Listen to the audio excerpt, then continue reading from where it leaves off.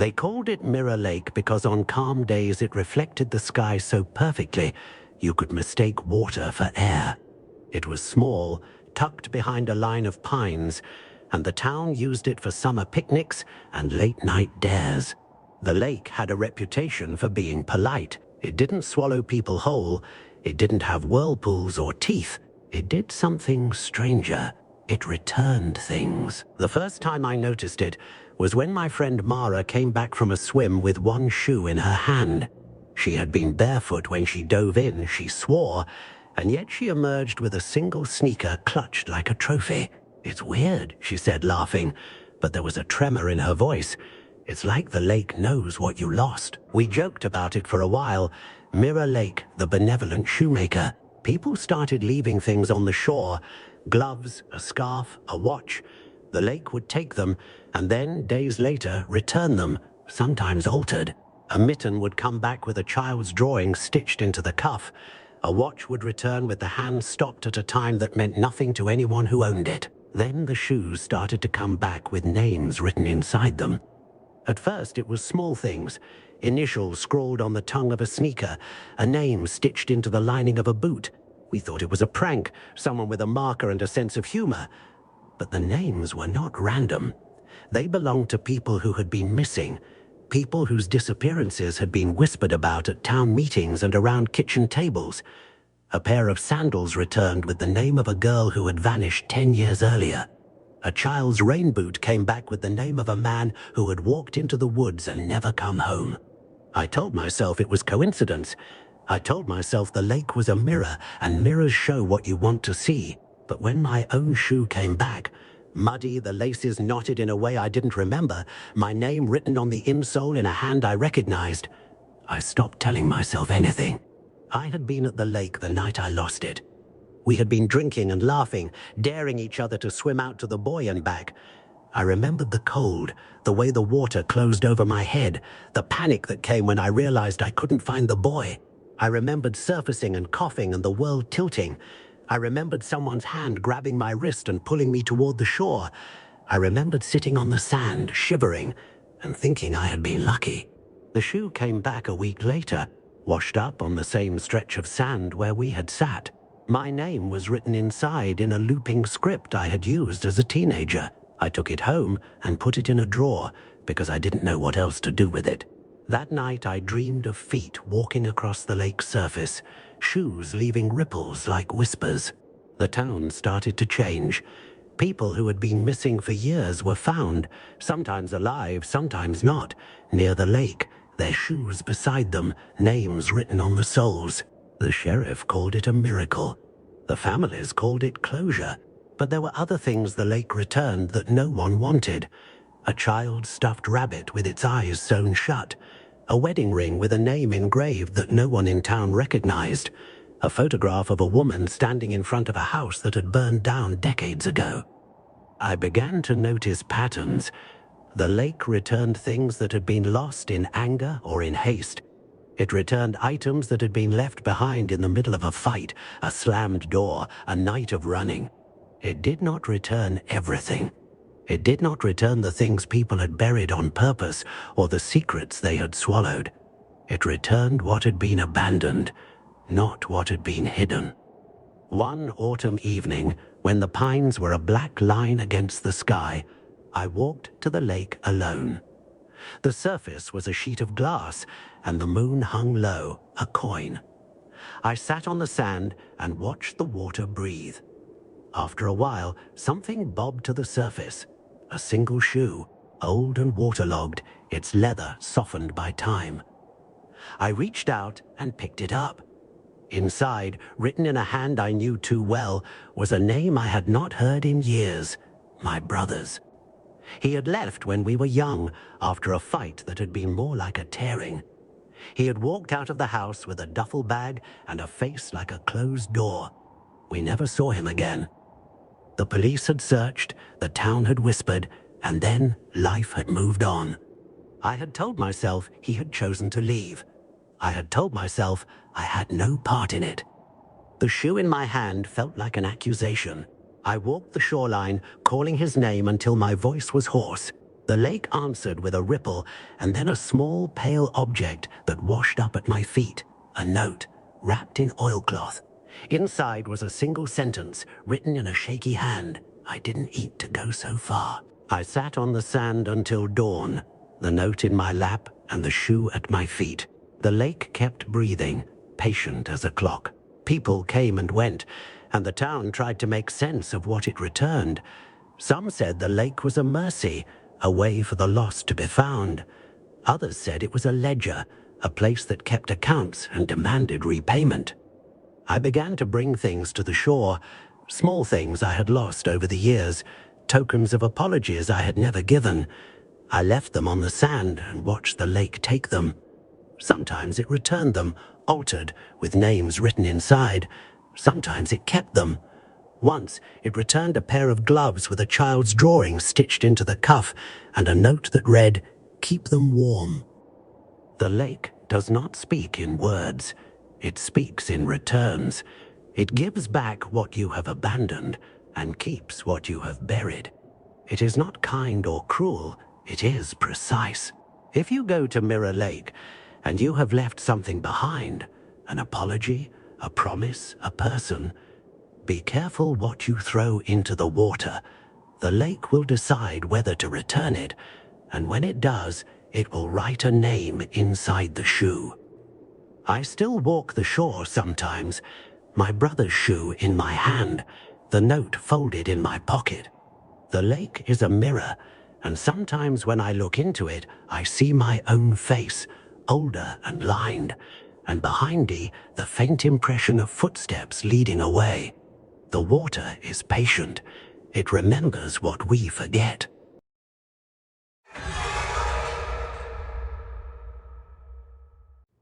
I used to run across the old iron bridge every morning, before the city woke and before the buses began their clatter. It was the kind of bridge people only notice when they have to rusted beams, a sagging railing, a river that smelled faintly of oil and old leaves.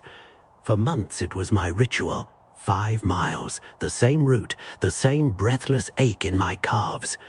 The bridge marked the halfway point, a place where the world narrowed to the sound of my shoes and the river's slow, indifferent current. One morning in late autumn, the sky was a thin, pale blue, and the air had that brittle clarity that makes everything feel sharper. I reached the bridge and slowed, because there was someone standing in the middle of it. Not walking, not leaning, just standing, facing the river. He wore a coat too heavy for the weather and a hat pulled low. At first I thought he was a fisherman, but there was no rod, no bucket, nothing to suggest he belonged there. I passed him with a polite nod. He didn't turn. His shoulders were rigid, like someone holding a secret too heavy to shift. Halfway across, I heard a sound behind me, a soft metallic clink, like a coin dropped into a grate. I glanced back. The man was gone. I told myself I'd imagined it. The bridge had always played tricks, echoes, shadows, the way fog pooled under its arches. But the next morning he was there again, same coat, same hat, same posture. I tried to cross on the opposite side, but the bridge was narrow and the river was wide, and the man remained a fixed point in my path. I slowed, then stopped. He didn't move. I called out, "Are you all right?" My voice sounded small and foolish. He didn't answer. On the third morning I stopped before I reached him. The sun was just lifting, and the bridge was a silhouette of iron against the light. I watched him for a long time. He seemed to be listening to something only he could hear. When I finally stepped forward, the boards under my feet groaned in a way that made the man flinch. He turned his head, and for the first time I saw his face. It was wrong. Not grotesque, not the stuff of nightmares, but wrong in the way a photograph looks wrong when the eyes are slightly out of focus. His skin had the pallor of someone who had been underwater too long. His eyes were open, but they reflected the dawn like two dull coins. He smiled, and the smile was patient, like a clock waiting to be wound. "Do you come here often?" I asked, because my mouth had decided to be polite even as my body wanted to run. He tilted his head. "I wait," he said. His voice was the sound of metal on metal, Dawn is when the bridge remembers. I laughed, a short, nervous sound. Remembers what? He pointed at the river. Everything it has taken. I thought he meant trash, the usual detritus of a city river. But when I looked down, the water was unnaturally still, like glass. And beneath the surface, something moved, slow, deliberate. A shoe, then another, then a flash of fabric. I felt my stomach dot. The river had always been murky, but I had never seen anything like that. A slow procession of things that belonged to people. Scarves, a child's toy, a watch with a cracked face, drifting in a line as if the current itself were arranging them. People fall, the man said. People forget. The bridge keeps what they leave. I wanted to tell him he was wrong, that the city cleaned the river, that things didn't just vanish into memory. But the list of missing things in my head, an old neighbor who never returned from a walk, a girl who disappeared one summer, began to feel like a map. The man's smile widened. You run across me every morning, he said. You run away from what you left behind. I thought of my father, who had left when I was small, and whose absence had been a hollow I tried to outrun with miles. I thought of the last argument I'd had with my sister, the words that had slammed doors and never been picked up. I thought of the photograph I'd tucked into a drawer and never looked at. The bridge, for the first time, felt like a place that could hold more than iron and water. Why me? I asked. Because you cross, he said simply. Because you come back. That night I dreamed of the river full of faces, of hands reaching up and then slipping away. I woke with the taste of rust in my mouth and the certainty that I had to go back. At dawn I stood on the bridge and waited. The man appeared, as always, and this time he did not speak. He reached into his coat and pulled out a small, damp object wrapped in cloth. He handed it to me without looking at my face. It was a photograph. My sister, laughing, hair wild in the wind. I had thought it lost years ago. My hands shook as I held it. The man nodded once, as if satisfied, and stepped toward the railing. He looked down at the river, then at E. Some things the bridge returns, he said. Some things it keeps. I asked him if I could take the photograph. He smiled, and for the first time his eyes were clear. You can take it, he said, but remember, the bridge remembers everything. It will always ask for something in return. I left with the photograph in my pocket, and the man's words like a stone in my shoe. For weeks I ran with the picture folded against my chest, and each morning the man was there, sometimes with a watch, sometimes with a child's mitten, sometimes with nothing at all. Each time he offered me something I had thought lost, and each time I felt the bridge's weight settle a little deeper into my bones. One morning I crossed and the man was not there. The river was empty, the boards quiet. I kept running, but the city felt different, thinner, as if someone had taken a seam out of it. That night I opened the photograph and found, tucked behind it, a small rusted key. I had no idea what it fit. I still run across the bridge at dawn. Sometimes I think I see a shadow on the railing, a hat, a coat. Sometimes I think I hear the clink of metal. I keep the photograph in my wallet and the key in my pocket. When the river is calm and the light is right, I swear I can see things moving beneath the surface, things the bridge has not yet returned. And sometimes, when the city is quiet and the dawn is thin as paper, I imagine the man waiting on the other side, patient as a clock, ready to trade what I have for what I have lost. The bridge remembers. I have learned to listen.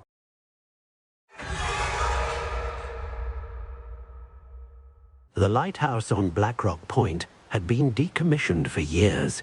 Its glass was clouded, its lamp rusted, and the keeper's cottage had been boarded up. Fishermen told stories about it, about a light that refused to die, about a keeper who stayed long after the sea had taken his mind. Tourists took pictures from the cliff and left. The town moved on, and I went there because I liked the way the ocean sounded against the rocks, a constant, patient percussion. The path to the lighthouse wound through scrub and saltbush, and when I reached the cliff, the tower rose like a white tooth against the sky. The door was unlocked, which surprised me. Inside, the spiral staircase climbed into shadow. I climbed because curiosity is a small, persistent thing. At the top, the lantern room was empty of glass and light. The lamp had been removed, and the floor was littered with rusted gears. The view was spectacular. The sea spread out like a sheet of pewter, and the horizon was a thin, hard line. I stood at the railing and watched the waves. Then I heard a sound behind me, a soft, rhythmic tapping, like a metronome.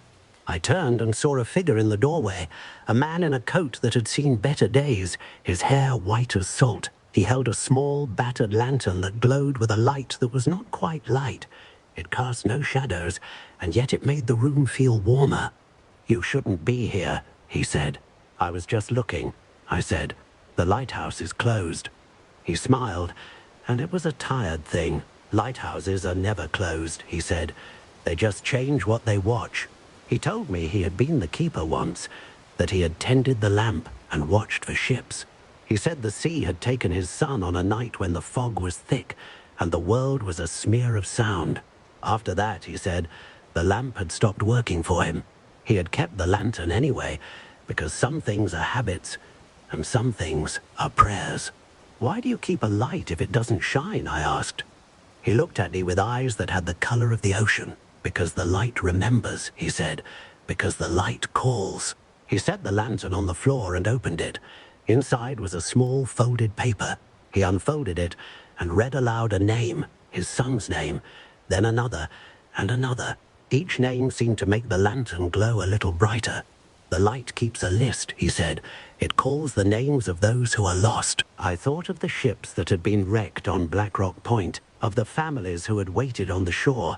The keeper told me that sometimes the light called and the sea answered, returning a piece of what it had taken. Sometimes it returned nothing. The lantern, he said, was a ledger. "Can it bring people back?" I asked. He shook his head. "No," he said, "but it can bring what was left behind. It can bring a shoe, a locket, a scrap of cloth. It can bring a name." He handed me the lantern. When I peered inside, I saw a small, pale object, a child's toy, water-stained and soft. The keeper smiled. "It came back last week," he said. "A fisherman found it on the rocks." I left the lighthouse with the lantern in my hands and the keeper's words in my head. For nights afterward, I would sit on my porch and listen to the sea and think of names. The lantern seemed to hum with a presence, as if it were waiting for someone to call. One stormy night, when the wind was a living thing and the waves were teeth, I dreamed of a ship on the horizon. The lantern's light cut through the fog like a blade. A figure stood at the bow, waving. I woke with the taste of salt and the certainty that the lighthouse had called. The next morning, I returned to Black Rock Point. The keeper was gone. The lantern sat on the railing, its glass clear and its flame steady. I picked it up and felt a warmth spread through my hands. Inside, a small scrap of paper fluttered, a name I had not seen in years, the name of someone I had loved and lost. I do not know what the lantern does with names. I do not know if it calls them into the world or simply keeps them safe. I only know that the lighthouse without light still watches, and that sometimes the sea returns what it has taken. The keeper told me that lighthouses are not for ships alone. They are for memory. If you ever find yourself at Black Rock Point and the lantern is lit, do not assume it is a trick of the mind. The light remembers. It calls names into the dark, and sometimes if you listen, you can hear the sea answer.